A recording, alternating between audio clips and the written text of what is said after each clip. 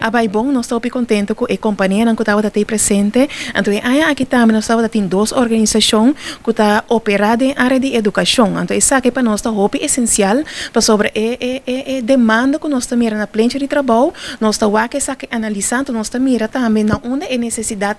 para investir mais na área de educação. Então, isso aqui estava positivo. Sim. De caso aqui, ainda na casa estão com a mira de bisa, ainda na organização aqui, ainda na baina que da clá, quanto gente já passar aqui da clá aqui. Sim, e bem aqui vou pôr a nota que nós a invertir roupa na parte de comunicação, estava tendo via rádio, nós estava tendo informação na Ofria Speed Meet, nós mesa sali como plancha de trabalho, como Bonhata, como TCB, também nossa parte diferente, flyer, não poster, não nossa pega na diferentes sítios, não, para nós para uma acolhida roupa grande. E aí que nós também com o grupo que estava até presente, que busca trabalho ainda nesse setor, que aduna ouído na Speed Meet, estava 18 pessoas com a Bini Speed Meet para pôr ter conversação com a companhia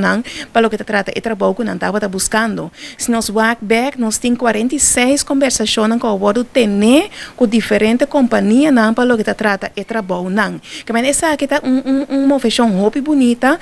hobby great, então nós também mira com banda de parte de mediação, nós também invertir mais também, nós estava assim esse caba, pero ainda mais visto nós está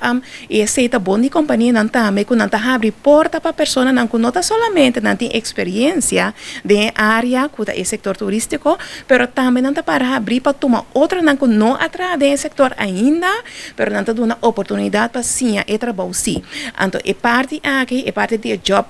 program que nós sabemos para pedir durante a semana para chegar a Speed Meet, tá algo instrumento extra que nós está pondo banda de mediação para o trabalho de setor para sobre hora invertir em conhecimento e experiência, esse é o resultado de mais pessoas não que por trás da área aqui. Então nós também temos uma campanha mais grande que nós temos que prolongar para a conscientização que o tratamento desse setor está algo que está great para fazer, mas nós temos que ir à escola, nós temos que ir mais organização para mais pessoas por estar consciente que tem trabalho, então que está great para trabalhar para o turista.